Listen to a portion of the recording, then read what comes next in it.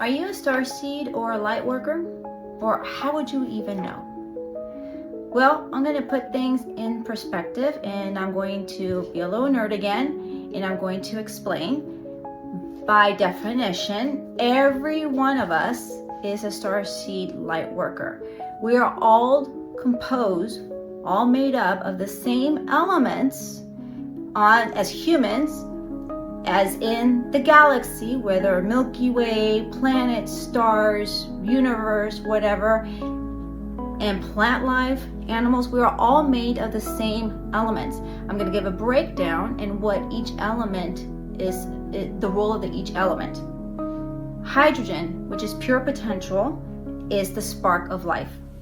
Oxygen, breath, spirit, metabolism. Carbon, the building block of all life. This is the creator element. Nitrogen, it's consciousness and communication. Calcium, sacred geometry. Those are your bones. Phosphorus, DNA and light activation. Sulfur, alchemy and transformation. Iron, magnetic fields and grounding. Magnesium, sodium, potassium. Light conduction, flow, inner signals. So by technical terms, scientific terms, we are all stardust. It is a chemical truth. But what makes it different from what one might call a muggle and someone who calls himself a starseed or a lightworker? The only difference is recognition. Recognition that you want to do something more than just a 9-to-5. Knowing that you want to help, but not knowing where to get there. Knowing that you have intuition, that people come to you for advice, knowing that you feel emotions stronger than others. That's all energy. And that is all a manipulation of energy. So that is really the only difference between someone who claims to be a starseed and a lightworker and is doing something out in the field per se. So where do you start? Well, first, be okay with the fact. Accept that you are different. Accept that it's okay to be curious, and it's okay to try things woo-woo or things that are, a little bit out of the norm. Now, mind you, what we consider woo-woo is now being backed up a lot by science. So is it really woo-woo? But that's another thing. But start small. Take that first step. Most people start out with tarot cards or psychic mediumship because that's the first thing that kind of comes to mind, and their intuition. And they just work on strengthening that intuition by practicing. How many times have you done something and then you go back and say, I should have followed my instinct or my gut feeling. Something told me not to do it, but I went ahead and did it, right? And now you have the consequences. Those are inner knowings. Those are messages from your higher self, from God, giving you information real time. Use that, grow it, practice it. And let's say you start out small with tarot readings and you're using it on friends and family and what have you. There's going to be people that are going to validate you, which is going to help build that confidence. There's going to be people that are going to challenge you, and that kind of brings you back down.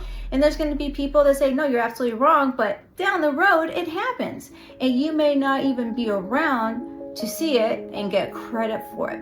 But the whole point is to be curious and to explore and to strengthen it. So for me, in my situation, what I did was when I started to get all this information, all these gifts, I called up a psychic event fair and I said, how much for your booth? And I threw myself out there. It was the scariest thing ever, but I did it.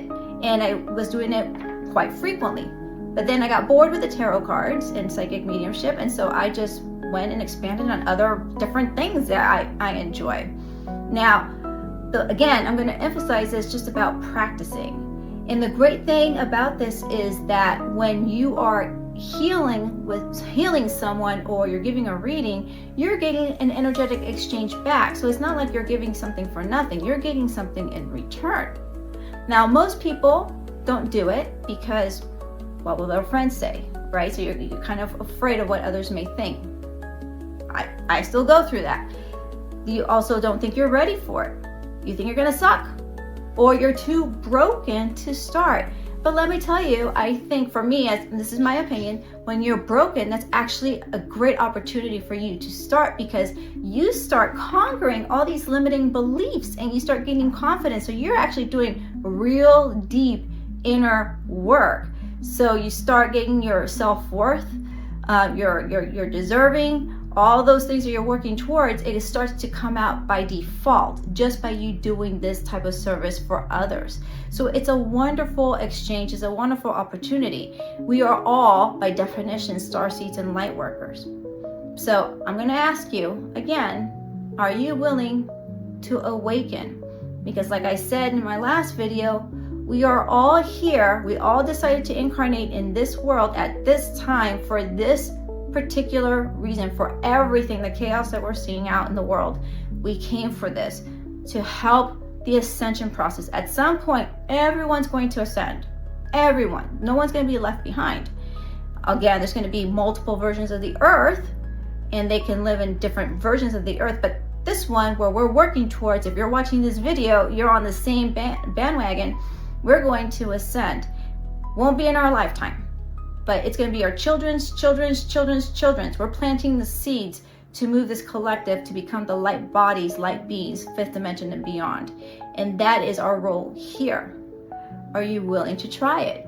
Are you willing to try it and have fun? Are you willing to practice? And if not, no pressure. It won't be this time, maybe next time.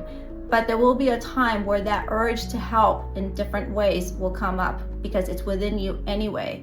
And I hope this helps and encourages you to become a light worker or starseed in the sense of helping others.